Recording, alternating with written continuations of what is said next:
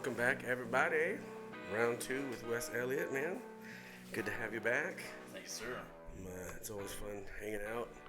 Last time you and I got together, we were messing around with that AI stuff, and being my brain works the way it does, boy, I went kind of hard in the paint in it for a couple of days on the free version. I'll admit, I was actually talking about this with Eric last podcast.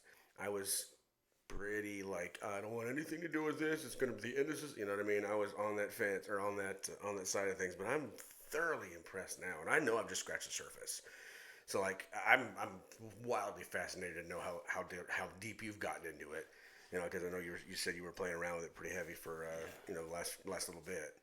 I'm trying to. I feel like I'm still new to it as well. But I think the point at which AI has evolved at the moment, it's allowing things to happen quicker now. Right. So I think that's whenever you start getting into it. If you are new to it, you're seeing these these software systems that are just getting crazy. Yeah, for sure. Yeah. I mean, I'd gone through and I have ideas and I really, it's very seldom I have somebody to bounce them off of because I'm either here with the kid or I'm at work doing something. So I started running it through that God mode that you showed me, and it just, and like I said, I said plan 30 videos of this and subdivide each one of them into 3 and each one of those subdivisions into 5 parts and like map it out, and then like within maybe 5-10 minutes. It had spit all 30 of them out with all the, like, even like video scripts and like thumbnail recommendations. I was like, this is like next level stuff. Yeah. This is next level stuff, man. Yeah. I mean, there are some people that, really get into the weeds in it, that do all the open source stuff, and then you can kind of create your own systems. Right. That's when it gets a little bit over my head. But right. I've dealt with a few of them on my, local machine. But I do like playing with the ones that are already out there. Yeah. Yeah. There's people making a killing off of them right now, though. I'm saying, man. Yeah. I'm a YouTube geek anyway, even though I hate it because they're the algorithm machine, blah, blah, blah, blah.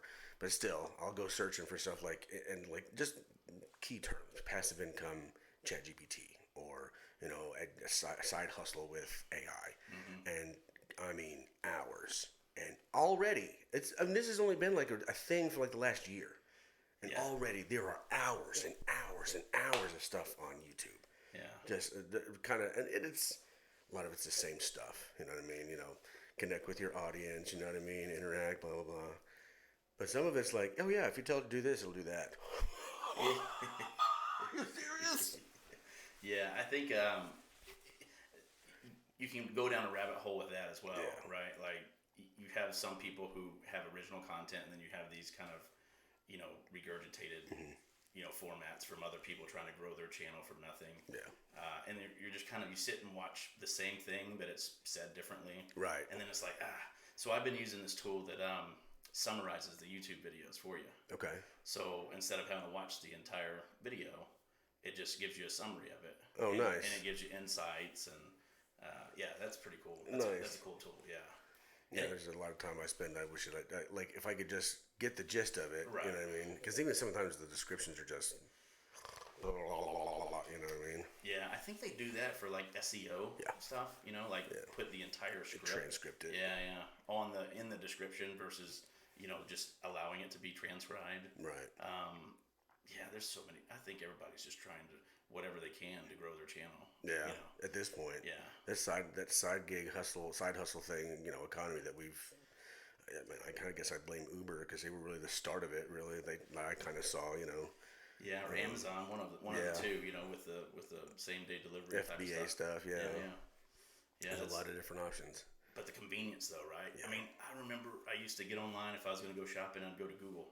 Yep. And start, or my favorite websites or my, clothing brands or something. And I feel like now, because everything's consolidated on Amazon, which is weird because do you remember back in the day when there was like, was it Amway?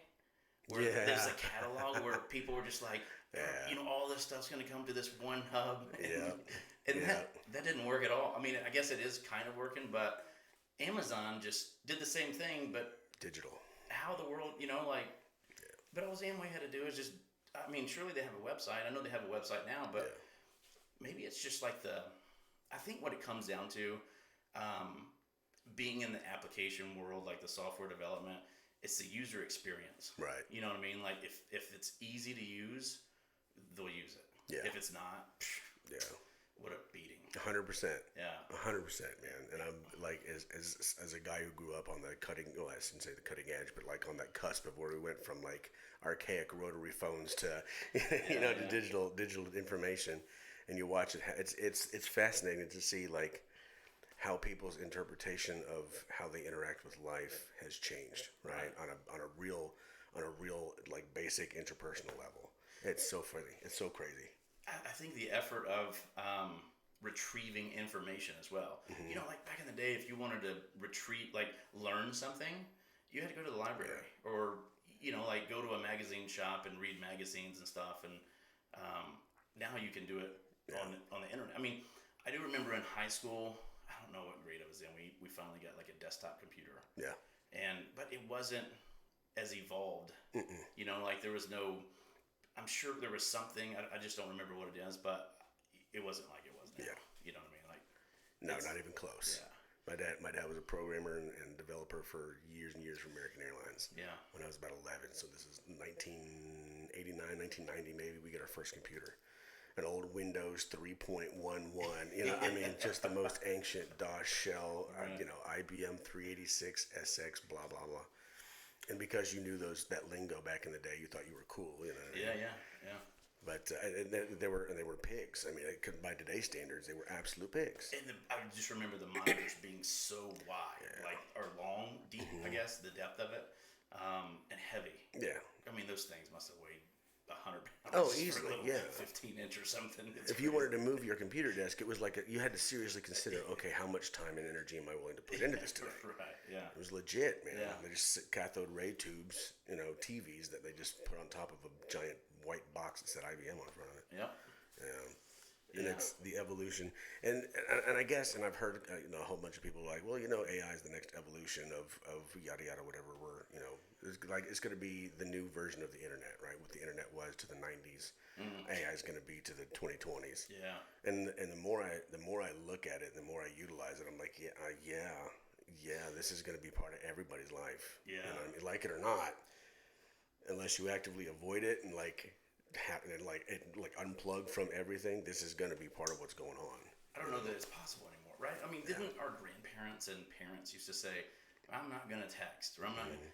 And you just can't anymore. Like, if you're going to communicate, you're going to have to do this, right? Because we've figured out how to be more efficient in how we communicate by, 10, 12 words here and there. Right. You know what I mean? Right.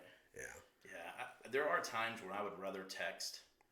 I still have that gene in me that likes to communicate with people on the phone. Yeah. Just to kind of like hear things, right? Like just get a good sense of the conversation. But there are times when it doesn't take a 5 or 10 minute conversation. Right. It's just a quick thing. Yeah. I would rather text than have to fill the space. Right. Yeah. And I catch myself like falling into that, and I'm like, man, I gotta pull away from that because I don't want to turn into just, you want to talk to me, just text me. Right. Like the email guys were back in the day when email first came out. Just email me. Yeah. It's my active way of being, being able to avoid you if I need to. Yeah. I don't know. At this point, I'm kind of anxious to see what happens with it. You know what I mean? Because I've got all kinds of friends in all kinds of industries, and they're starting to use it, and what they're doing, especially as it relates to obviously software and hardware, and even like financial stuff, and putting together things that will go and trade for you, kind of things. You know what I mean? Yeah. And if they do it right, it could be that thing that makes a significant portion of this planet rich. I think we got to be careful too, because I don't know if you read about that article of the attorney actually like used a GPT for article or case law or something that it pulled up, and it completely hallucinated and fabricated it. And no kidding. Yeah, because GPT has hallucinations, right? So we can't like take everything that it says as it's written in stone. Some of it is. Some of it's really good, but it doesn't know everything. Yeah. But he came up with this. He presented this case law and or the statute or something, and the judge, they had to go and look it up. Right. Because it seemed legit the way that it was spelled out. It didn't exist. Wow. Yeah. So he got in trouble. Wow. Yeah. Well, it's a language model, right? So they know it knows how to make it sound like it's, That's exactly right. Makes perfect sense. That's scary part of it, right? Because then you're going to have, I feel like if people aren't aware of that, they're just going to take it as fact and start spreading that. Yeah. And it's like, so that could also be or having AI spread it for them. Yeah, absolutely. Because that's the other side of it, right? Yep. Yeah. With great power comes great responsibility, kind of thing. We had we made a whole bunch of millionaires in the internet age. A whole bunch of millionaires. I think you're about to see like an era of people getting more wealthy than what we see now. Yeah. With this type of stuff. Yeah. Because imagine this, like, I've been going through my business, and since COVID, everything kind of halted. It was tough, right? But I've been going through a lot of different AI software platforms, trying to build my own type of stuff, and the amount of work that I can automate. Yeah. You know what I mean? Like, that's crazy, but it does take a lot of effort, and it takes a lot of like discipline to think through this stuff. But there's platforms out there now where you can build these automation, just these little different. Zaps is what I use. Zapier. There's a couple more of them out there, like make.com, but Zapier. You can create like little zaps, so you can have a Google Sheet communicate with GPT. Okay. Yeah, and then have it do something for if you have a column, and like column A has a bunch of titles for YouTube videos or songs or whatever, right? And then you want it to take that title and build an outline off of it. Okay. You could have 1,000 of them in the first column, and then column B, have it communicate each title to GPT, and then come back with an outline or lyrics or an intro or something. And then you can keep building out this chart all the way, and it's nuts. I mean, it's crazy. But you can have it respond to emails. You can train it on your voice, style, tone. Yeah, see, that's the other timbre and tone, the connection. Oh my gosh, Eric was mentioning that you could right now it's not obviously in its perfect form, so you can tell generally when it's like, and usually you can tell because it's something so outlandish and stupid that that the voice is saying. You're like, okay, this is fucking whatever. Yeah. But it's scary close. It's scary close, man. And they're getting dialed. Yeah. They're getting dialed in for sure. Yeah. There's I watched a video on YouTube a couple weeks ago where Joe Rogan had a conversation with somebody that he did not even interview, or it wasn't even on the show. Yeah. But it was just the conversation that they had was outlandish. But this guy who put it out had used, I think it was 11 Labs, who does like voice mimicking, which is crazy. And then you can basically type out whatever you want it to say in this voice. And so if he had it resemble the voice of Joe Rogan, and then when you build a video with that, the lips will move in that direction. It's just nuts. They'll map it all out. So that's scary for like people, celebrities, right? Could you imagine? Dude, I saw a thing on the internet the other day. Some like high school group of kids on their last day of school did that with Trump's voice and made like this. Oh, this is Donald Trump, your president. We're gonna have to take the day off and blah blah blah. Like all kinds of just crazy stuff about getting these kids out of school for the last day, right? Nice. And they showed a video, and it was clean. It was high school kids. Yeah. High school kids did it. Come on, man. It's in high school. I had the same group of friends, right? I had a couple of those friends that were just super nerds on it, and they latched on it, and that's what they went. My buddy Dave, who's my Superman friend, right? Who does everything all at once. He's got like 4 or 5 kids or whatever, yada yada yada. But he went headlong into it. Now, of course, he's worth a bunch of money. He's done really, really well for himself. Yeah. But I think that this generation of high school kids is going to be those kids who do that same thing, just with a new platform, a new technology. And I'm kind of curious, but at the same time, I don't know, man. Yeah. You get a whole bunch of more rich people, you get a whole bunch of more rich problems. And I think you just get into it, just get into it and let it help you for what it can help you with for now, and then evolve with it. Yeah, that's kind of where we're at. Where you have to start, right? And that's where it learns. Of course, it's a global network thing. So as you teach it, it'll teach itself to other people's platforms and stuff. So I don't know. I'm fascinated. I'm fascinated. I want to fast forward like 25 years. No, it's too far. See how far down the rabbit hole it goes. Yeah. You know? I don't know that it's gonna. So the GPT-5 that's about to come out, I hear it's just crazy. Yeah. 9-day difference from GPT-4. No kidding. Yeah. Dude, and GPT-4 is impressive. Yeah. Yeah.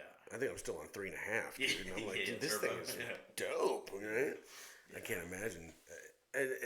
It serves a purpose, a high functioning purpose for people who know how to like give instruction, right? So for people like obviously entrepreneurs, managers, people who are delegators in their careers, right? This is the kind of this will help them to automate the things that are task driven in their jobs. You know what I mean? So they can concentrate on the interpersonal side of it, maybe. And which again, it's part of the evolution of business, and maybe that'll lead to a better workplace in the future. You want to be optimistic, and so you try to travel down all the exceptions to the rules and the rules of the exception. And I hope that we did in much the same way we did the internet. We handle it relatively correctly, and like, okay, do your thing. I think so. I don't know if you remember this. I think it was a few months ago where like everybody, all these big, large corporations were coming together and saying, "Hey, we need to pause AI for a month or two. Yeah. Like we need to have like a 60-day pause. Yeah.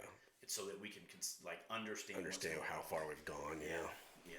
Wasn't Elon saying that too? Like, we don't slow down with this, we're going to be in some serious trouble. Yeah, but, I agree, but I don't know. It's probably a lot like Facebook, like Mark Zuckerberg. Right. I mean, when he started that, it was a college platform to connect to other people. Yeah. In college. It's impossible to scale a business that fast and think of all the negative side effects. Yeah. Because you don't design a business, or you shouldn't design a business thinking of that, right? You think about all the good things and the positive, like what brings value to all these customers. Yeah. And then you're going to have those people that exploit it, which gets him in trouble.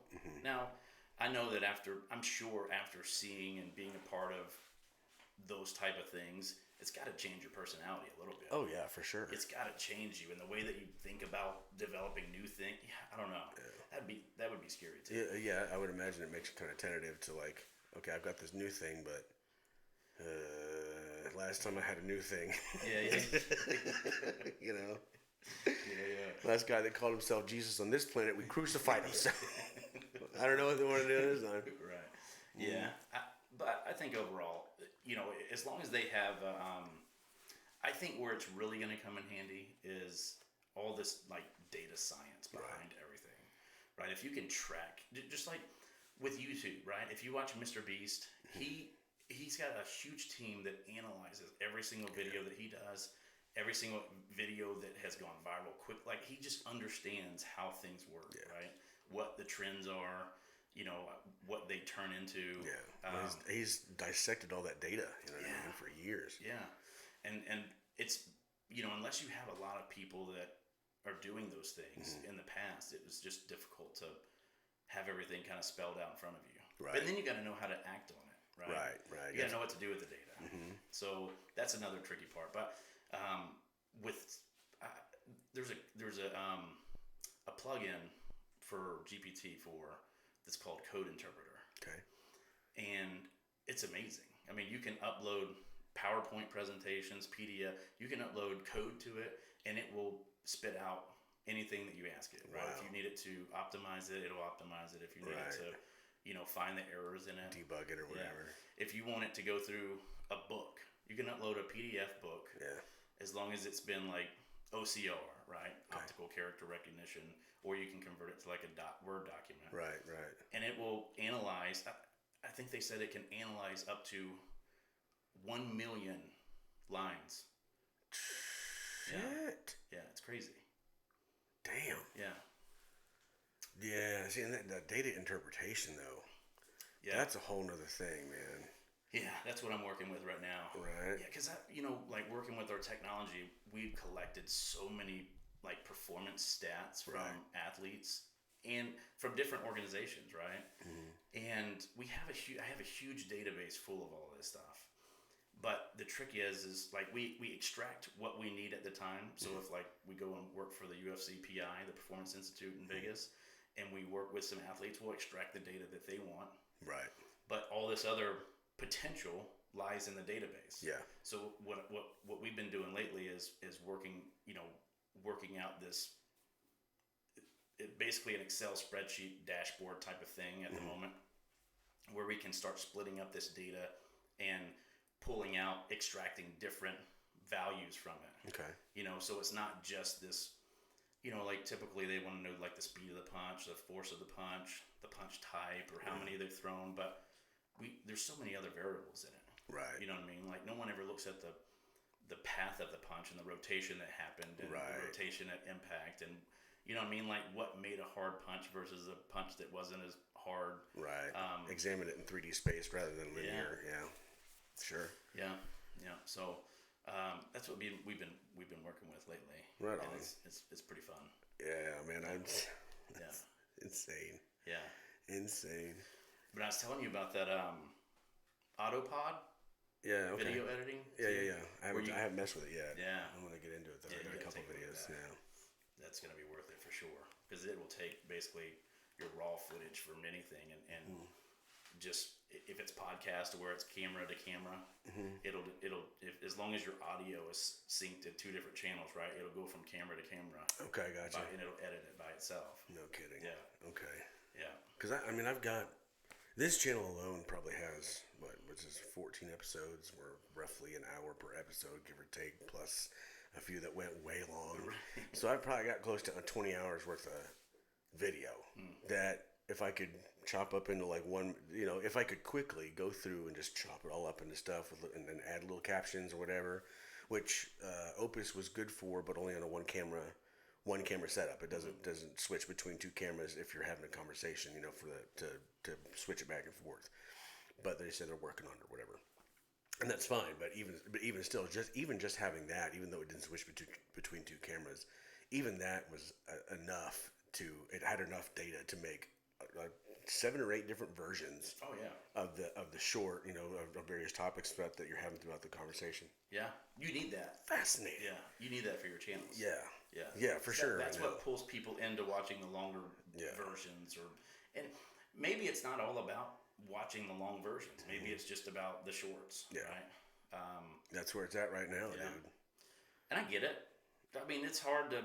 When do you have time to listen to something for an hour straight? Legit. Without being interrupted? You know what I mean? Like, even working. Yeah. Or feeling guilty because you should be doing something. Right. I need to get my water. I'm terrible about it. I'll sit out the patio at 1 o'clock in the morning just, mindlessly scrolling through BS, And it's in YouTube, again, Eric and I were talking about this last week. YouTube got me with those shorts, dude. They hook, line, and sinkered me, bro, and I avoided it for a long time. Like, I'm not watching that bullshit. It's TikTok. TikTok's stupid. I'm not watching these shorts. And then I kind of started getting into like how the algorithm works and like actually investigating how to make YouTube work for a small channel. I was like, oh, shorts, man. Fine, and then boom, that's it. That was over. I almost never watch long form videos anymore unless I'm specifically searching for the long term content that I wanted to access because I saw a short. That's exactly my point. You know what I mean? Yeah. It happens all the time. Right. All the time. But the bad thing about TikTok. Well, I mean, I guess I've never been into TikTok, right? I mean, it's I've been so deep in trying to understand and research and development that trying to. I come from a world to where it's like, hey, this is all IP. We got to keep this a secret. Yeah. And then, but when you're trying to grow a business, it's like, hey, we got to share this with the world. Yeah. But I'm like, well, when do we share? How much of it do we share? Yeah. When do we do it? Yeah. That's tough. Yeah. It's that delicate balance you walk, and I've been actually kind of dealing with this a lot lately with my band project, and I'm going to make it public now because the conversation's been had. Okay. Yeah. You get to a point in life where you start listening to the things around you saying, hey, it's time to do something different. It's time to start refocusing this energy somewhere else, because what's going on right now is not going to be beneficial to you, your brand, your business, your legacy, your family. It's not going to be positive, right? And it kind of came to a head recently with the last couple shows that I played with my band. And today actually I sent the text message out today. Said Monday we're going to talk, and I'm going to air all this stuff out. So this will air well after that meeting. So I'm okay with talking about it for the time being. All right. You know. Yeah. But you find that it's more important for you to pursue, and I don't want to say speak truth because it's such a catchphrase, whatever. But it's important for you to identify and be able to speak to truth. You know what I mean? That reminds. Oh my God, perfect example. Have you seen Andrew Tate's interview with Tucker Carlson? So, no, I saw some highlights, but didn't oh, dude. Yeah, I saw the setup. Well, the BBC one. No, it's Tucker Carlson. I know, but the one before that. Oh yeah, the chick. Yeah. The chick that set him up and was just like he baited him, right? Yeah. And then I think he probably exposed a lot of that. I know he did a video after that by himself, exposing everything, releasing his own footage. Yep. Which is crazy. But it is true about the agenda of some of these big companies, right? But they also have an angle that they're trying to, that's how they get all of their views, is this gossip. Doesn't always, for them it's entertainment. They're not worried about someone's life. Right. As long as they get their paychecks, it's fine, you know. Which is a bummer. Yeah. And it's the consumerism culture that's been bred forever since TV started. You know what I mean? Yeah. That's why everybody was in the 1950s. People were like, TV. Oh my God, we can't have this in our homes. This is the downfall of society. Yeah. You know what I mean? Fast forward, MP3 players. Fast forward, internet. Fast forward, AI. Right? This is gonna be the end of society. Everything's gonna be over. You know what I mean? It's a cyclical kind of generational thing. I firmly believe. What do you think about it? I mean, when you saw that interview? And I don't want to say I've followed Andrew Tate, because I don't subscribe to any channels or anything, but he pops up a lot in the social media landscape, and every once in a while I'll see something, but I'll say this about Andrew Tate: anytime that I have ever clicked onto one of his videos, his message has been consistent, 100% across the board, and it's never been hateful. It's never been this against that. It's never been anything other than just the reality of life is this is what we have. Sure. You either deal with it as a man, or you deal with it as a follower or as a slave in his mind, right? Or in his vernacular. So I watched like an hour and 10 of the 2 hours and however many minutes, and I was riveted. The dude's hyper intelligent, extremely well thought out as far as what he says, how he handles, and I don't want to say his brand, because I don't want it to seem like he was trying to reference his brand in his interview, because it wasn't. It was him just, okay, I'm innocent, and thank you, Tucker, for coming to talk to me, and we're gonna have an actual real conversation about what the fuck's going on here. Right. And it was absolutely stunning. Yeah. Absolutely stunning. Totally worth the 2 hours. Really. Totally. I like Andrew. Yeah. I like his message. You know what I mean? I think there's a lot to be said for people, and he alluded a lot to this in the interview. His message is have standards, stand up for yourself, right? Have a hard line in the sand where if you cross this, that's where the threshold is, right? Be physically fit, be ready because life is a struggle, and if you're not ready, you end up as a sheep or a slave to the system, right? There's nothing in my mind, as a guy who grew up with old world immigrants. My dad was a first generation American, right? I grew up with old hard-headed Italians and Sicilians. You work, shut up, work. Having grown up in that, I relate a lot to what Andrew says, because it's if you don't focus on the problems have less opportunity to exist in your brain space, right? Yeah. Work, go, be physical, hang out, be successful, try things. It makes sense. Do you think that's maybe why some of these Americans can't relate to it, or they think it's too harsh, is because he's not American, right? So he's got that immigrant Sure. mentality, like you just explained. Do you think a lot of why he's getting that pushback is because, these American spoiled. Well, I think it's because people don't know that he actually is American. You know what I mean? Yeah. He's a dual citizen between UK and the United States. Right? I meant like just his background. Like his parents, right. Not that he's not an American citizen, but like his core. Right. Yeah. I see it like philosophy. Philosophy centric. Yeah. Mm-hmm. Maybe so, but I think there's a whole lot more people on this planet that agree with him than disagree with him. It's just the people who disagree with him have the biggest platform to scream at the loudest. Yeah. Because I really haven't met anybody that's actually been like a defender of what the Romanian court systems are doing to him, right? If you actually look at, and I knew this before the interview because I'm a nerd. This is what I do, right? Mm-hmm. Their version of human trafficking is he made these girls open TikTok accounts that make money so that he could take their money. Nothing about sex, nothing about, you know what I mean? Nothing about, prostitution. It's just he coerced them into giving him money from TikTok. What's the difference between like a manager? Doesn't this exist already? Yeah.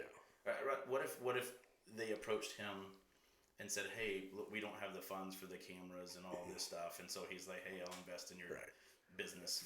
I mean, granted, what it is, I don't know. I thought there was something that was like OnlyFans related to him or something, right? No, it was all TikTok stuff. Just TikTok stuff. And the case is extremely flimsy. The judge in the case apparently has not even examined the evidence as of this point. It's like it's been 7 months since this whole thing started. They've never even looked at the evidence yet, which makes you believe, okay, maybe they're trying to not see something that they don't want to see. You know what I mean? Yeah. Which makes sense. But either way.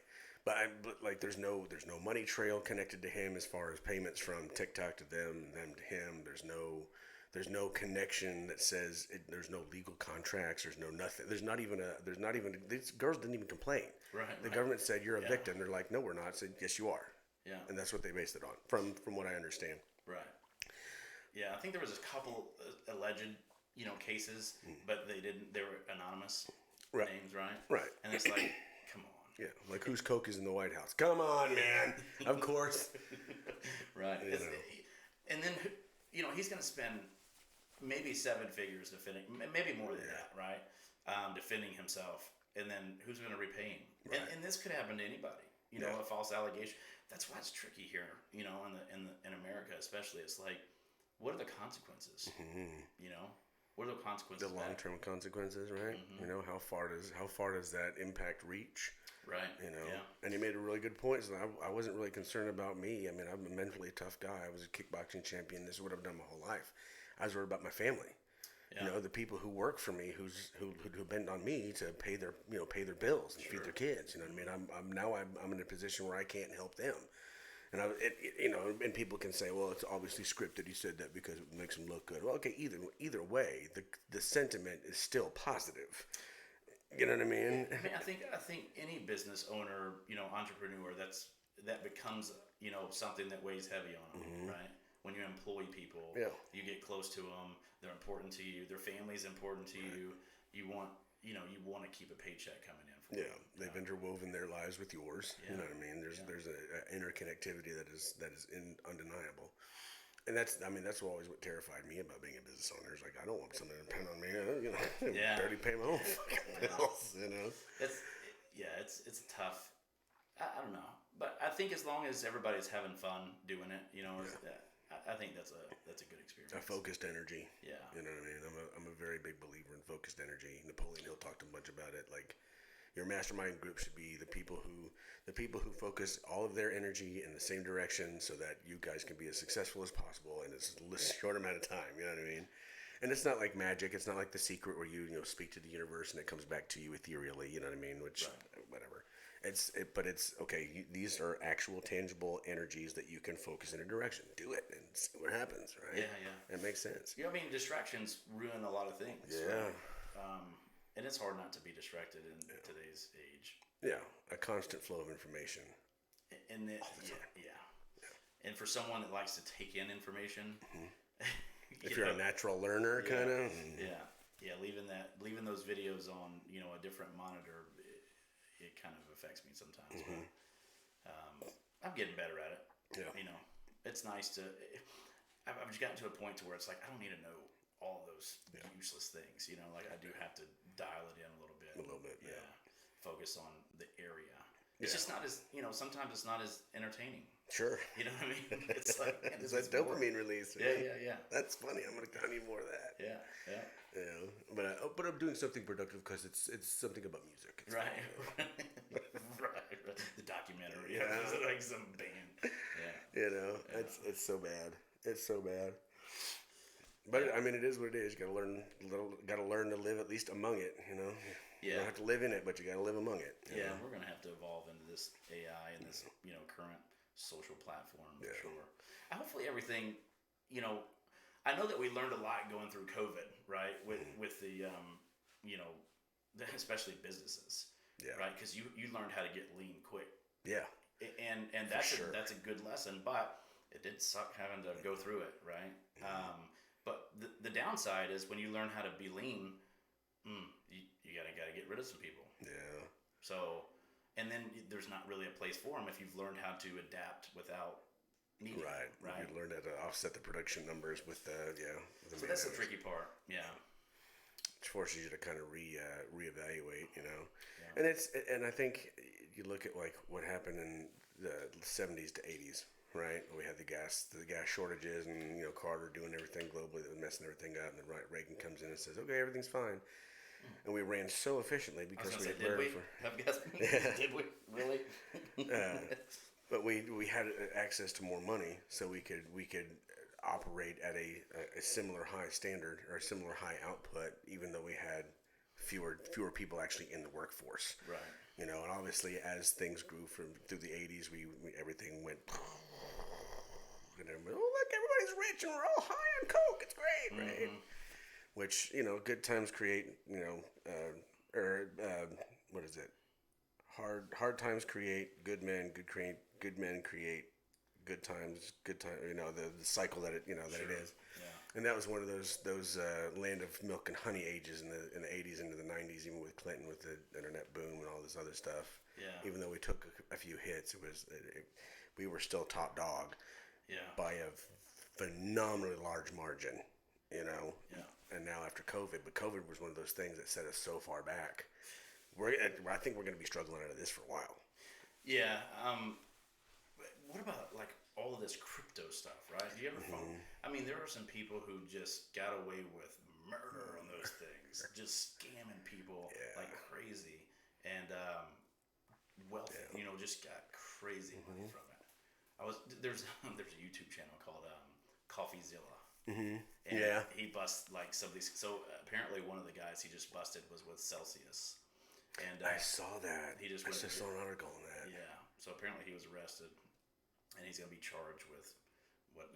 Yeah, like 7 counts of like financial securities fraud or some crazy. Yeah. Like, hey, And what happened to the kid that had the what was it, the FTX there? Yeah. What happened to him? Sam Bankman. Isn't that crazy? How nobody knows? Yeah. What happened to him? He moved, and then because wasn't his mom like some high up? Both of his parents. High level Democrat donors. Yeah. High level Democrat donors. Or fundraisers, I should say. Yeah. Isn't that crazy? And all of a sudden, into the ether they go. I know Coffee. This is what they call him, Coffee, and he called out Logan Paul on his crypto scam. I don't know that it was a scam. It was just I don't know that everything. I do understand it from the standpoint of whenever you hire a developer to do something. Yeah. Sometimes these developers, whether it be lazy or whether it be planned, will keep some of the information that you should have on their computer and not give it to you, passwords or logins to databases that you might have, or softwares that they might use. And so, you don't, as the person that's paying for it, if you don't have the right way for those to be checked into your source management, and you're not watching it, or you don't hire someone to watch it, because you got to trust people at some point, right? And then, they'll hold you hostage for it. Yeah. If they see that there's going to be more money made off of it, they'll do it. I had a couple of companies do that to me. Build a little safety valve kind of thing. They tried to hold me hostage or they tried to hold the software hostage for, just more money. And it's like, or for a percentage of the company. Right. And it's like, come on, that's not part of our contract. So, at this point, it's extortion. Yeah. But when they're, if they have developers overseas, even if they're here, it's just tough, and that's the trick, like that's why I've been really, diving deep into the AI code, plugins and stuff like that, so that I can kind of alleviate some of that. But on Logan Paul's deal, I guess the guy that built the software claims that he didn't get paid or something. Right. But, and then basically is like, hey, I'm not releasing the source code to you. Yeah. Which, someone could give you what they call source code, and it might not have every detail in it. Yeah. So that's another thing. You gotta make sure that you know what you're getting. Yeah. Or at least have somebody you trust even more than that person to go through it and make sure that it is. Because I mean, as it comes to software stuff, I don't know. Yeah. I coded in HTML for a little while for websites, Yeah. and I could make my little squares and put text on it. But I didn't once they had kind of transitioned the control of HTML and Flash over to graphic design software, I was in, right? I figured out how to animate the stuff and change the colors and make it look cool, whatever. And ran headlong into it. But it's like putting together the actual sequence of letters and symbols and numbers that make it do no, sir. And I'd be the easiest one to be like, yeah, that's all there. Right. The very first company I hired in 2010 to build my platform was out of Maryland. And I drove up there to them. They were a legit company. They had government contracts for military work, and they were doing some other, projects that weren't exactly like mine, but they could use some knowledge that they had learned off of it in building mine. And then they worked on we entered a contract for, just labor hours. Because I did offer them up front. I said, hey, we can do it labor. We can do it a percentage of equity in the company. And they didn't want that, right? Because they needed revenue. They needed money coming in. So we entered into a contract like that. And then they got to a point to where in order to prioritize it, because they had gotten a couple of bigger contracts, they needed more incentive. Right. This lady that was running it wanted to incentivize her developers. Right. And I said, well, I'm paying labor. What else do they need, right? Are you charging differently from a different company, which they couldn't do because they were government contracted. Yeah. So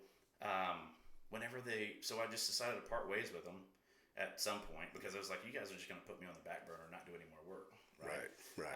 And so whenever they sent me over all my files, I don't know, it took me a while, 6 months or so to find some new developers and kind of try to figure out this thing, because I'd never done it before. Yeah.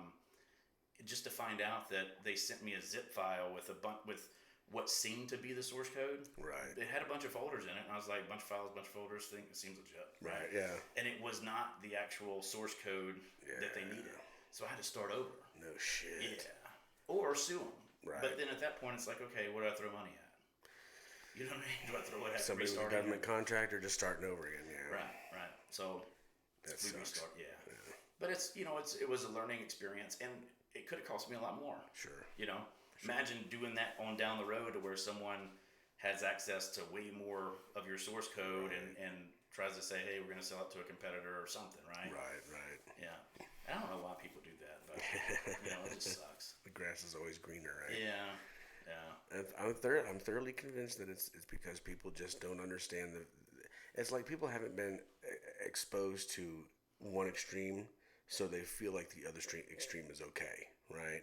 So it's like the adage, in order to be able to identify what is good, you have to understand or experience in some way evil, right? I think people are, because they aren't exposed, like I said, because they're not exposed to one side of it, they think, well, it's just me, and I'll be fine, and I can move on. You know what I mean? Plus, we live in a world where consequences are pretty much, it's all behind a keyboard. Yeah. You know what I mean? Yeah. That is true. Not many people are getting punched in the face for what they're saying unless they're actually, Yeah, you can't do that. Yeah. I know that there's some MMA athletes that have podcasts. They talk about that. They talk about going into bars. Right. Back in the day, before everyone was going to record it to put it on, World Star or whatever, you would have consequences, right? Don't pick on an MMA fighter or think that you and your buddy can take them. It won't happen, it's right? not going to end well. Yeah, unless you're training these are what these guys do. Why would you think that you can just get off the couch and do that? Right. It doesn't work like that. The delusion of the male psyche, right? Well, it kind of, to your point a minute ago, if you've never had an experience in something, and martial arts is one of those things. If you've never experienced being in the ring or training with someone who is highly skilled, you just will never know. Yeah. Because you feel like maybe wrestling around with your friends when you're growing up and stuff, like you're doing this with people of equal skill set. Right. Until you do it with someone who's like light years. Yeah, that's done this for years and years and years. It's probably essentially like me trying to go out and throw a fastball with a major, it's like, you mine has an arc to the right. It's over here somewhere. That was a fastball too. That's my bad. That's on me. That's as straight as I can get that one, boy. And that's and it's that feeling of helplessness and being able to cope with that feeling of helplessness that reminds you of your own humanity and why it is that you need to do better than you are. You know what I mean? Because even as a kid, when you're sparring against black belts and you're like a yellow belt or whatever, and like, I'm pretty good, I'm fit, whatever, and then you get that first that first night kick to the face, and you realize, oh, those are the dire consequences. Those are that's what can happen, And if you've never seen that, or you've never been exposed to it, or and again, like you said, like your buddies in junior high and high school, when you're not completely physically developed. 12-year-old boys are strong, yes, but they're fucking strong. You know what I mean? They're not, You know what I mean? They're not breaking people's skulls. Right. You know what I mean? They'll leave a little bruise, a black eye, or whatever, maybe crack a nose, but they're not going to mangle you. Right. You get a 220-pound grown-ass man who's been doing this literally every day for like the last 10 years. Yeah. Learning how to mangle people, Yeah, your face looks different. Yeah. That's what I think a lot of people don't understand that too. Like, hey, they might not want to be nice to you. Yeah. The best thing they could do is knock you out and leave you alone. And just walk away. Yeah. The worst thing is you have reconstruction surgery, which you don't know how much shit have you talked to get them to that point, right? Yeah. You saw that Mike Tyson video on the plane where he beat the shit out of that dude a couple years back. I mean, that person got lucky because he didn't really get the. That's the thing. Here's another thing. I talk to like Carissa about this all the time. It's like when someone has a consequence, but that consequence wasn't really a consequence. You know what I mean? It wasn't that bad. It was like, hey, I'm just gonna warn you. It's like a warning, right? It's like a cat just like slapping you, and then the next time it's like, okay, next time like I'm gonna hurt you. Yeah. But whenever people have that, they think that is the consequence that will always happen. It's like no. You just got warned. He didn't beat the shit out of you. He would if he wanted to, but he didn't want to. He just wanted to warn you, right? It's like, that's a difference because, I mean, you would have left looking different. Yeah. And that's just, I think it's hard to understand for some people. Oh, yeah. Because they just don't understand how easy it is for them, for fighters to be in that environment. Yeah, literally your life is in their hands. Yeah. They decide whether or not in that moment, whether or not you live. Right. I was watching an interview with Frank Mir, which I've worked with for a while. Yeah. And a big boy. Yeah. He's big. And he was talking about how before he had a motorcycle accident years ago, and he was talking about before that, he had this ego, even though he didn't act on it all the time, but when he would walk into a bar, he was like, I knew that there was maybe only 10 or 20 people in the world where if I was locked into a room with them, they were going to walk out. It might be a problem. Yeah. Right. So he goes, that builds an ego, because that's world, not in this town, not in this bar, not in the world. In the globe, yeah. I couldn't imagine having that be in the back of your head somewhere. Yeah. Because turning that even down a little bit, right? That's got to be tough. The ache on your back from carrying around those fucking balls, Right. I can't imagine. Yeah. can't imagine. And I have that kind of same mentality when it comes to like music, just because that's been my thing. That's my eternal whatever God said you're going to be awesome at. That was my thing. So when I am in a music setting, it's the same thing. I got to turn it down and be like, okay, let's just enjoy the music here, and everybody here that's playing music. Not everybody's got to be a virtuoso. Not everybody has to write like Bach. Just enjoy the moment. You know what I mean? And there's a lot to be said for people who are actually able to do that, especially when it comes to being extremely physically talented, like a Frank Mir or Brock Lesnar or whatever. And you have these guys that can literally they just squeeze your face and your brain comes out of your ear. You know what I mean? Right. And I don't ever. And that's not something you can just pick up and be great at. Yeah. You know. Yeah, for sure. That's something that takes years. Years of refinement. Which is what kind of set me down the path of building the technology that I have. Right. Because in my eyes, it's like, hey, what if we can teach you faster? Right. Right. Where would that evolve into? Mm-hmm. Because could you imagine? You know what I mean? If we could focus that data now rather than having Even the experiences of like now that there are more sanctioned events, like back in the day, you know, like when there was, I don't know if you ever followed Boss Rutan. I love Boss Rutan. Yeah. He is a storyteller, and he's got some crazy stories. Yes, and I love to listen to all of them. That thick accent, it's so good. Yeah. I will listen to all his stories. Back then, they had to fly around the world to fight. Right. Now we have so many fights. Yep. Right. And so, could you imagine the people that are going through experiencing so many fights, teaching the young? Right, so they have a whole different understanding of what this world is in the ring, and then they're going to teach the young. That young is going to evolve so much faster, right, than they did. Oh yeah, for sure, yeah. So when I look at like technology and AI and stuff, for me it's like I look in that direction of where can this evolve? Right. You know, what can we do to add value to help you evolve faster? Right. You know. Right. And I think martial arts is one of those things where it's always lacked. Yeah. Like it's always lacked technology. Yeah. And you know, I agree with that. The longer that I've been in it, I don't know if it's. I mean, we have had resistance from commissioners, but there are a lot of commissioners that are open to it, right? As long as they understand it. Now, some of the fighters have been scared to wear the sensors in their live matches because they're like, well, we don't want our opponents to know our numbers, and I'm like, right. That's not going to make a difference in the fight. You're one of the first people using this. Even if they know your numbers, what are they going to do with them? Right. In real time. Right. It's fine. Until you get past that, which is why we had to work with them in training camp. Right. It's like, okay, well, we need to build a relationship with them so that they can understand what these numbers are for. Yeah. Right. What are these? What's this analysis about? Right. Right. We don't want to hurt you. We're not trying to expose you and use you for your data or you know, like that's not what it's about. It's about how can we sell you better? Right. You know? Yeah. How can you make more money? Maybe there's something that we can point out that says, hey, maybe we need to highlight this on the intro video. Right. You know, the promo video for this guy. We need to highlight this particular aspect of his training. Right. Which would be awesome. Because we know these numbers. We know where he's advancing and how much he's advancing and how much better he's going to be. Right. Yeah. And you can keep that 6-8 months behind, you know, the release. You know what I mean? You can keep that as far behind as you want. Well, it's all about storytelling now, you know. I mean, the reason why, like UFC learned this big lesson.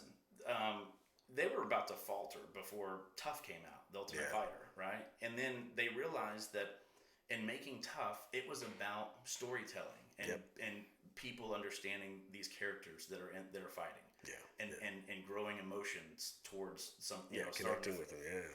And so now it's all about, you know, character building in their promo videos, like hyping up the match and doing that stuff. Then you have someone to cheer for. Right. You know. Right. I think that's with this newest Tough as well with Conor McGregor and Michael Chandler. Although I don't know that they're going to fight, I do think that it's bringing more eyes to the sport and more people are watching and forming relationships and emotional relationships, I guess, with these fighters by watching them. And that's how it's done. I mean, at the end of the day, that's really how it's done. And I'll give Dana all the credit in the world for building a phenomenal product that really changed the way sports entertainment was viewed on a global level. You know what I mean? Because outside of that, it was football forever. That was the biggest one, but it was only here in America. Yeah. You know what I mean? And now it's an actual global sport, pulling from various regions in the globe to recruit fighters from. So you've got this connection all over the planet. Yeah. Genius. Did you see the new thing that Dana started, the slap fight? Yes. What do you think about that? Man. It's perfect for YouTube Shorts. Perfect for YouTube Shorts. I would never actually sit down and watch a match and like go through like brackets and divisional what. No, I'm not doing that. Yeah, you should. But every once in a while because I needed a cathartic experience every once in a while. You get home, you're frustrated, like everything is right, and then you see these two dudes, what, and there's something inside you goes, all right, I feel better. Yeah, I feel better. Yeah. You know what I mean? Man, I watched that and I'm like, oh, like the downside is the upsides. It's really entertaining. Yeah. The downside is that these fighters don't even have a clue because they're so they come from an environment where they don't have a lot. Yeah. So for them being famous or getting known and getting money, they're doing their family a favor and them, like they're just the prospect. They're becoming who they wanted to become, right? Not thinking about what is this doing to you, because in boxing and mixed martial art, like in boxing, you get knocked down, you get a chance to go again. You get knocked down, you get a chance to go again, right? But and so they've started now discovering that boxers have brain trauma, CTE, right? There's things that happen in this. And the difference between that and MMA is MMA they call a fight. Right. Which sucks for some of the fighters, but it's the best for their health. Yeah, right? Yeah, it's definitely the safest. Yeah. Now, slap fighting, you're not defending yourself. Yeah. Can we call it what it really is? The concussion game? Yeah, right. Can we just call it the CTE game? I mean, legit. Yeah, I mean, it hasn't been around long enough for people to, like, have issues. Yeah. But can you imagine the depression or, like, I hope they find a solution for it, but can you imagine the depression or, like, the things that these guys will go through in a few years whenever they've been, slapped 400 times, yeah, right? Yeah. I mean, I watched a guy the other day. I mean, I thought his head came off. Yeah. It was unbelievable. And the little guy that hit him was not that big. Right. And I was like, wow, that guy's got some core strength. I mean, he swiveled through all that. I mean, right. Oh. And then they got to keep both heels on the ground, I guess. So if one of their feet come up even after the swing, it's considered a foul. Okay, yeah. And if the other guy flinches, like, barely flinches, which is kind of crazy to think about. Like, if your brain's just telling you to flinch, right? Yeah. But if you're going to flinch, the other guy has a choice to re-slap. Well, I slap again. Who's not going to take that? No, I'll give him no, dude, I'm going to slap. On your honor system, on my honor system, I'm going to slap the shit out of you a second time. Yeah. Yeah. That's just, it's...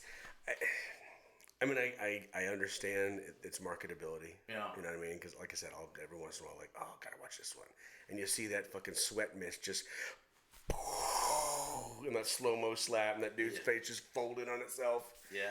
And it's like I said, it's cathartic on occasion, but it's just hard for me to be supportive of it because I know it's a concussion game.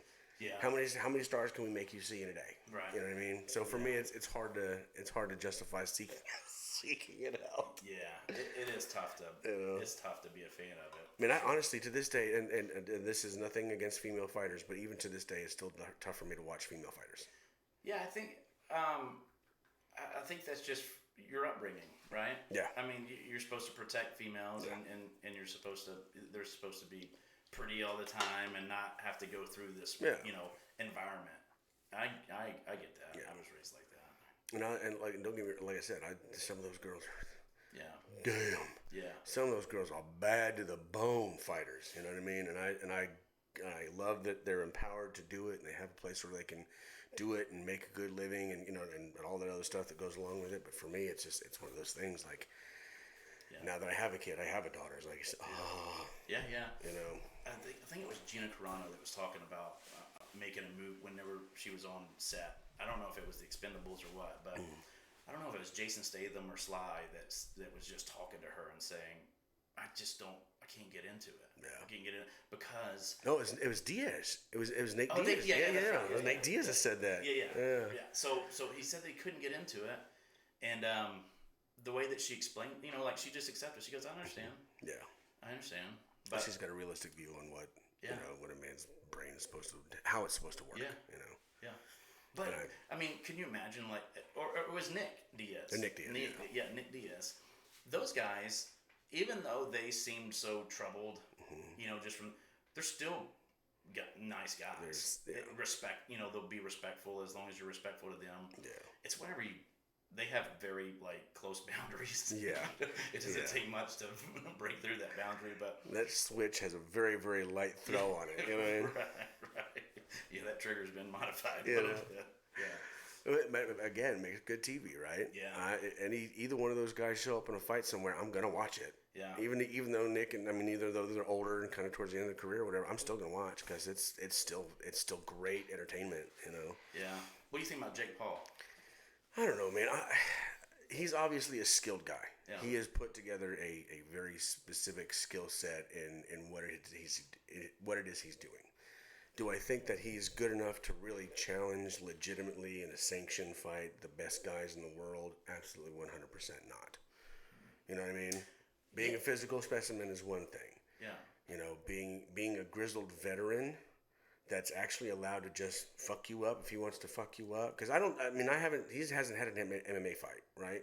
No. He's only been boxing, so he's essentially been boxing older UFC guys. Kinda. Yeah. You know what I mean? But he did Tommy Fury and then he lost. Yeah. But I don't know that it should be expected for him to go in there and beat the champions. Right. But from what he's done in the few years that he's been a part of it, you can't deny that kid's got. It's not just talent. Like he's just got discipline. Yeah, he's for got sure. the right camp around him. Like he's dialed. Oh yeah, he's doing it legit for sure. You know what I mean? And I know enough about what he's doing to understand to definitely be appreciative of the sacrifices he's making for it. But beyond that, and here's my deal, and it's again the genius level marketing, right? I'm going to commit myself to being as good a fighter as I need to be entertaining on independent, boxing promotions. Yeah. And then I'll market it, and I'll make my little money off my Prime drinks. You know what I mean? And I'll scoot that little crypto thing under the carpet because I didn't know about it. Not to blame for it or did anything mouse, but he put himself in a position. He geniusly and expertly put himself in a position, taking advantage of the social media platforms that he had available to him to make himself one of the biggest names in the world. And kudos to him for doing it. Well, I think that's their life, right? Everything they do is damn near film. So at some point, it's expected from your hardcore fans that, hey, you didn't post today or, this week or whatever it is, right? So he's kind of got to walk this fine line of I've got to record everything and put it out there, and then he's got to grow alongside of that. Yeah. And how mentally tough is that to know that for the as long as you want to be rich, you got to have a camera in your face. Yeah.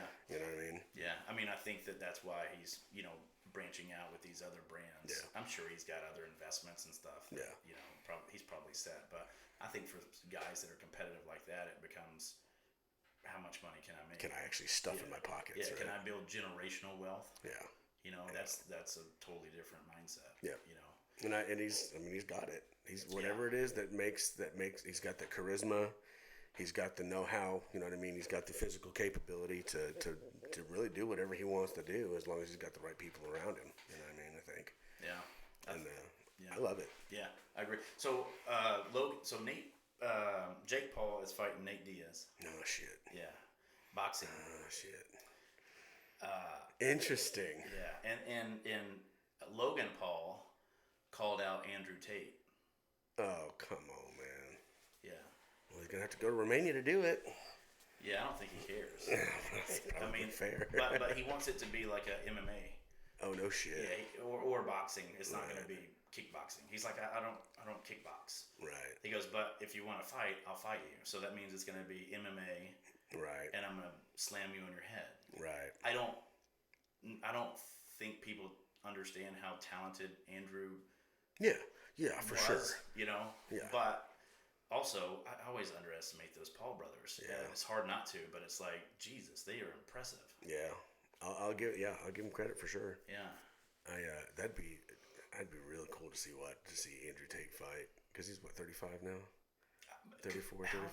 And that would be bigger than McGregor and Floyd. Oh, yeah. That'd be the biggest card in the history of the card. That would be huge. Yeah. And honestly, I'd watch it. Yeah. One of the Paul brothers and Tate, all day. I mean, they would make a sack full of money. If they wanted to do it right, they do the Tates versus the Logans. Tristan and Logan, or the Pauls. Tristan and Logan versus, and then Andrew and Paul, right? Yeah. Talk about a card. Yeah. Talk about a card. But who would like? Because Tristan isn't as good as Andrew, right? And Logan isn't as good as Jake, right? So would it be opposite? Would Andrew fight Jake? Probably. Honestly, you'd probably do 4 fights. You just rotate them through. You do like a round robin in the College World Series. Best of 3. Like a WWE. Yeah, right. Yeah, just throw them in the ring. Let a Royal Rumble. And people would watch it. I guarantee you that would be one of the biggest pay-per-view events in the history of the world, man. Yeah, for sure. Those 4 guys. I mean, there's people, overseas. I don't know if it's in Russia or where, but there is a legit league of car fighting. Car fighting. Where 2 guys start out in the front seats of the car. Oh shit. And try to tap out the other one. Oh my god. Or knock out the other one.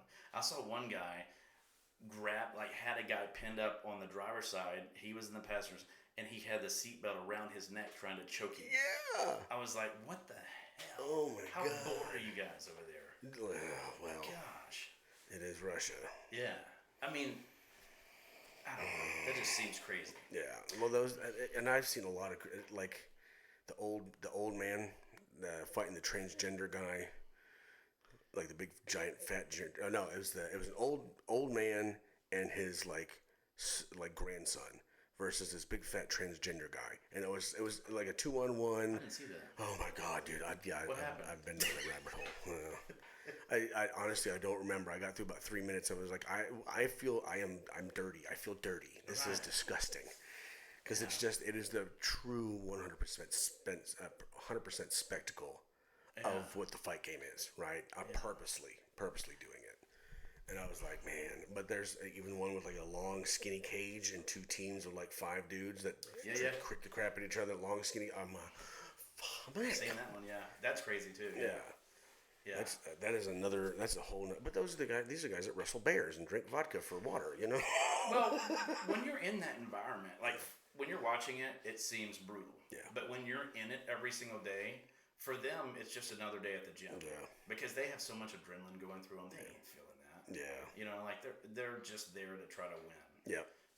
And so for them, it's like they just consider it competition. Yeah.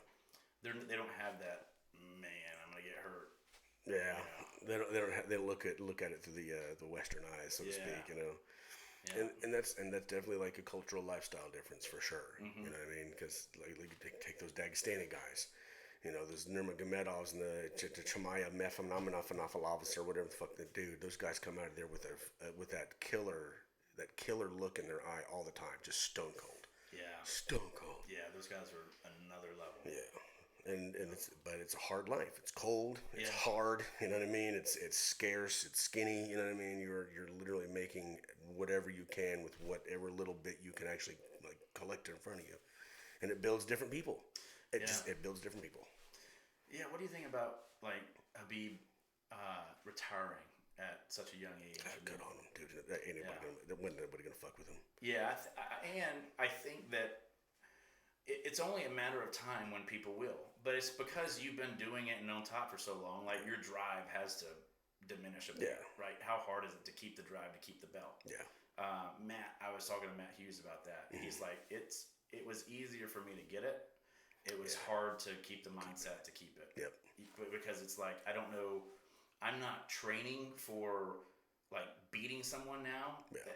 You know, as much as I'm just going through my day to day. Right. You know, and then we'll watch the video, you know, or coach will and watch the video, but it's not like, hey, we got to work our way up the ladder. It's like, hey, we're the champ. We've been defending it for so many times. And Does it? I have to assume it probably turns into like it starts to become like a job or a task rather than a method of survival. Right on your way up, it's like this is how I'm going to survive. This is how I'm going to like be okay for the rest of my life if I get this championship. After you get it, it's like, well, now I've already eaten, right? Yeah, probably. And when you get just like what's happening with Connor right now, right? I mean, he's got so much money, he's doing fun things, and good on him. Yeah. You know what I mean? He doesn't have to come back and fight. Yeah. And if he can manage without doing it and just keep like throwing his name in the bucket from here and there and staying relevant, good on him. Mm-hmm. You know, like I would do the same. Good financial planner, just suck it all away and go and live your life, man. Yeah, absolutely. That's the goal. Yeah, I mean, the I guess the downside is like everyone always has a camera on you. Yeah, that's why I always wanted to be like a wealthy tech guy that sold a company, and like the guy who sold GoPro for $9 billion years ago. Yeah. And it's like he can just do whatever he wants to do, and not a lot of people know his name, and don't have to worry about someone trying to catch him on camera doing something, and trying to make it look like it was bad. Like, that would be the way to do it. Yep, I 100% agree. Yeah, 100% agree. I feel like you could probably use some of your wealth for if you wanted to be in the limelight from time to time, but because that would probably be hard too, right? If you had a little bit of ego with that money and like you wanted better seats somewhere, or you get into a restaurant that you weren't on the list or something, right? Like at that point, I get it, being a little bit of having status, celebrity status, but you'd probably have to just accept it and say, doesn't affect me. Have you heard of a guy named Nick Crown? He's a YouTube guy. Used to be a used to be a trader, like a New York Stock Exchange trader guy for years and years and years. Made a bunch of money, lost it all, put it all back together. Right, fascinating guy. Yeah. He's probably our age, late 30s, early 40s, right? Yeah. He he has a YouTube Shorts series called "How Rich People XYZ versus How Really Rich People versus XYZ." Oh yeah, that's probably. It's fucking fascinating, right? Yeah. And it's 100% like the way that I have seen like hyper elites versus people with new money interact in like real life, perfect sense. Yeah, makes perfect sense, right? The young cocky guy, hey, give me my table because I'm this man and I earned $6 million this year. Versus the really rich guy's like, hey Tony, how you doing? How's the family? Everybody good? All right, fair enough. Right. Put me wherever you got a spot, you're fine, you're good, right? Yeah. And that's how it makes sense to me based on what I've seen, as an individual in customer service forever and a day, and like in some, restaurants all the way up to automotive. You know what I mean? Yeah. And I'm always fascinated by how that transition happens. You know what I mean? Because I've never met anybody that's gone from like 10 to 50. You know what I mean? Or more. Yeah. Right? Yeah. I don't know. I don't know if some of it's probably just learned over experience, but you gotta wonder if like they're just a different DNA, right? Sure. Their upbringing was different. And maybe I think about that sometimes. I'm like what makes someone humble? Right. You know what I mean? Like what makes someone just nice all the damn time? Yeah. Loss, honestly. Yeah. I mean, I get it. Like I'm always trying to work to be better and not to, get irritated at certain situations. But it's a tough thing to do. And then you see these people like, you wonder, like The Rock. Right. Is he always that damn nice? Dude, yeah. You know what I mean? Like, do you ever grab a couch and just break it over and eat? Right. Eating couch cushions. Yeah. I don't know what he's not going to just do something small, right? Yeah. He's huge. So, but I don't know. Like, or is it just in his, genetic makeup to be Hawaiian, just his I don't know, man. That's got to be his natural mentality, kind of. Yeah, just calm, just passive. Yeah. Sure. I think there is a certain amount of like genetic encoding that definitely facilitates or encourages that kind of. Well, it encourages one way or the other, whether good or bad. You know what I mean? Yeah. But I think there's a lot of it has to do with what it is you feed your mind. You know what I mean? What it is you actively put inside your head. You know what I mean? Because a lot of people just put in some crazy shit. Yeah, I'm sure he's not watching shorts. You know what I mean? Yeah. Yeah. He's probably not watching Andrew Tate shorts. Yeah, right. He's probably just. He's probably in Romania hanging out with Andrew, right? And helping, you know what I mean? Helping out. He probably stays away from all that stuff, which is probably what keeps him on the straight and narrow. You know, as much as famous as he is, as big of a huge star as he is, I never hear about him in crazy shit. I never hear about him in crazy shit. No, I don't think there hasn't even been a scandal with him, right? Yeah, nope, not a one. Yeah, no payoffs or anything that's come out. Not that I've heard of, anyway. Yeah. You know what I mean, if it happened, it was squashed very quickly. Yeah, he's and, got a PR team then. Yeah, which I mean, which fine, he does. Yeah. But he's one of those guys who never pops up, you know, under duress or under some kind of crazy situation like a Plaxico Burress, you know, shooting himself in the leg or whatever. You know, you're the most successful wide receiver in the country at the time. You know what I mean? You walk to a club with sweatpants, shoot yourself in the leg. That's not what he does. And it's good. Honestly, it's good. I think it's good for a role model purpose, especially with today's kids that we look up to, Plaxico Burresses of the world, right? Yeah. And I have a whole different issue with the NFL as it relates to a lot of that stuff because I know what they were doing for a long time. But it speaks volumes to a guy's character, you know, to be dropped into that, right? Yeah. And then still be that dude who isn't a Conor McGregor all the time, Conor McGregor caricature all the time, you know. Yeah, it's a lot like fighting. I think when you start building your own expectations of what these fighters should be capable of or how they should act, you lose sight of the fact that they probably didn't have the best upbringing, which is why they're fighting. Yeah. You know what I mean? Very few of them. There's a few of them that, you know, parents still married. They just chose that, right? But to be a fighter and to choose that path to live, they probably didn't have the best upbringing, circumstances. It's easier to do that than go home. Yeah, you're going to throw someone like that on screen and expect them to understand, right? You know, how to act and put $10 million in their pocket real quick. Yeah. Hell no. I think Justin Bieber. I mean, that poor kid. I mean, his age, I would have been doing way dumber stuff. Yeah. So he's doing good. There would have been a lot more videos of crap me doing, you know. But no, I thank God. Thank God my parents were smart enough to not try to make me famous as a child. I mean, some of these paparazzis that stand in front of your car behind, you have to think these guys, you know, like Bieber driving his G-Wagon, someone saying, it's like, I could just run over all of you. All of you. Yeah.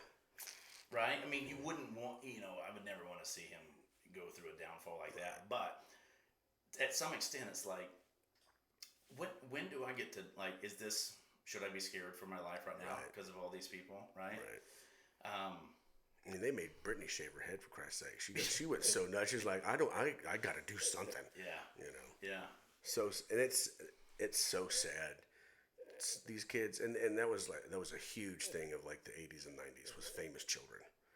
Right, there were so many like little teeny bopper pop star guys and girls that came out in the 80s and 90s whose lives, a handful of them made it okay. The Justin Timberlakes of the world, but I mean, outside of him, of all those boy bands, all like 75 of them, how many of them do you see now? That's the statistic, right? Yeah. Like there's always going to be a few successful outliers, and the rest of them kind of fall within the gaps. Or end up in jail or dead on whatever, you know what I mean? It's sad. But it's sad. It's the God's honest truth, you know? Yeah.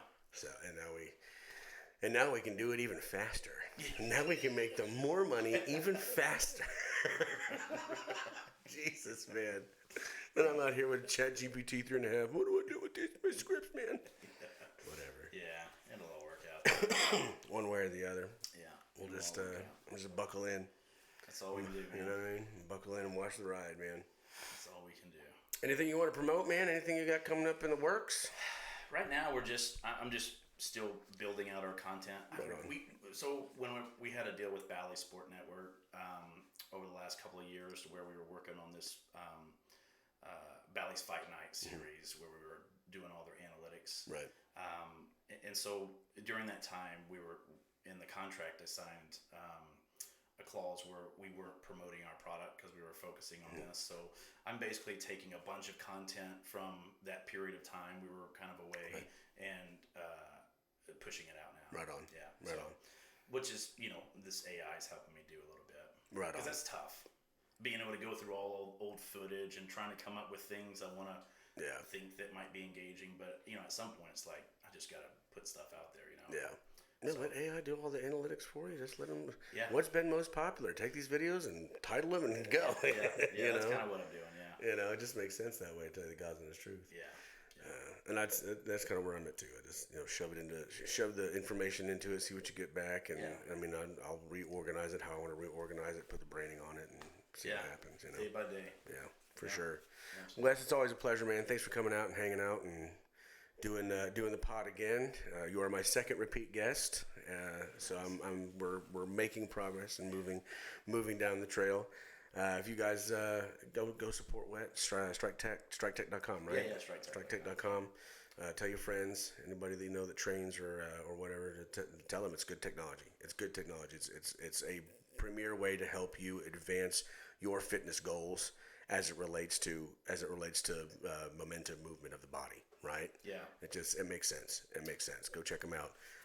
Until next time, guys, we will see y'all on the flip side. As always, be helpful, be a leader, and if you can be here, get here.